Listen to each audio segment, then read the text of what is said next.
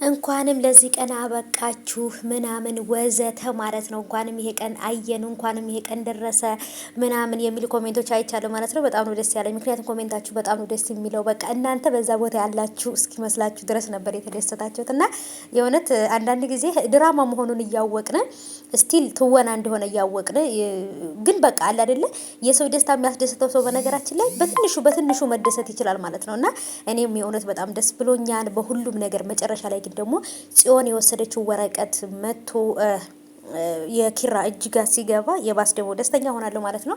ይችም ልጅ እንግዲህ ምን ልሰራ እዚህ ቤት እንደመጣች ሰራተኛዋ ምናምን በቃ ወዘተ እነዚህ ነገሮች ምንድን ናቸው የሚለው ነገር በደንብ እናያለን። ሰራተኛቱም ጽናትን ስታያት የተቀየረ አዲስ ነገር የለም። ግን ጽናት የሚለውን ስም ስትሰማ በጣም ደንግጣ ነበር። ይች ልጅ ማናት ብዬ ነበረ ፈርቼ የነበረው።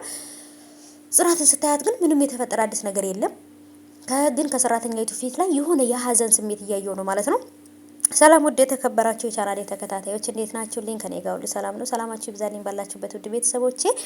ለቻናሌ አዲስ ከሆናችሁ ሰብስክራይብ አድርጋችሁ ቤተሰቡን ሰብስክራይብ ስለምታደርጉ ስለምታበረታቱኝ አመሰግናለሁ።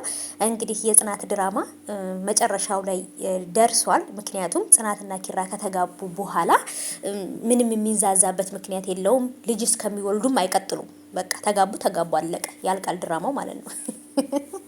ሰምታችኋል። እና እንግዲህ በጉጉት እየጠበቅኩት ነው እውነት ለመናገር ምክንያቱም በጣም ጉጉት ላይ የነበርኩት ሰርጉ በቃ እውነት ዛሬ ሰርጋቸው ሆኖ ምናምን የሚያልቅ ነበር የመሰለኝ። ግን አሁንም ቢሆን በቤሎ መረጣ በልብስ መረጣ ምናምን ነው። አሁንም ደግሞ ቀጣይ ላይ ደግሞ አዳራሽ ምናምን ይባላል። የሁሉ ነገር ገና ኮተት ያበዙብናል። ወይንስ ደግሞ ቀጣይ በሚለቀቀው ክፍል ላይ ወይ ነገ ወይ ከነገ ወዲያ ነገ ይለቀቃል ብዬ ተስፋ አድርጋለሁ ዛሬ ካልተለቀቀ።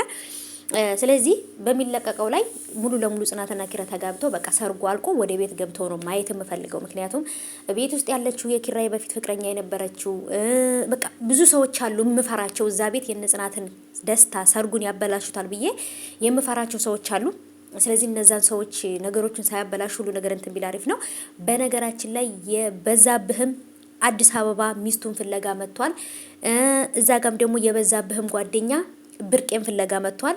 ስለዚህ ብርቄ በሁለት ሰው አጣብቂኝ ውስጥ ገብታለች። በዛብህም ወደ ከተማ ገብቷል። ስለዚህ እኔ አሁን የፈራሁት ቤተሰቦቼ ሰርጉ ይበላሻል፣ ሰርጉ መጨረሻው ላይ ያምር ይችላል ብዬ በጣም የፈራሁት በዛብህና የበዛብህ ጓደኛ ወደ ብርቄ መጥተዋል። በዛብህም ሚስቱን ሊፈልግ መጥቷል። የበዛብህም ጓደኛ ደግሞ ብርቄን ተከትሎ መጥቷል። ብርቄን ብዬ ስልክ እየደወለች ምን እያለች ነበር ከተማ ገብቻለሁ ስላላት በጣም ተጨናንቃለች ማለት ነው። ስለዚህ በዛብህና ብርቄ እዛ ጋር ከተገናኙ እንዴት ሚስቴን አመታችሁ እቤታችሁ ደብቃችሁ አላየሁም ትሉኛላችሁ ብሎ እረብሻ እንዳይፈጥርና ሌላ ችግር ፈጥሮ ይሄ ሰርግ ደግሞ መጨረሻው አያምርም ብዬ ነው የፈራሁት። ሰርጎ ካለቀ በኋላ ሁሉ ነገር ከተስተካከለ በኋላ ግን የፈለገው ነገር ቢያመጣ ምንም ችግር የለውም።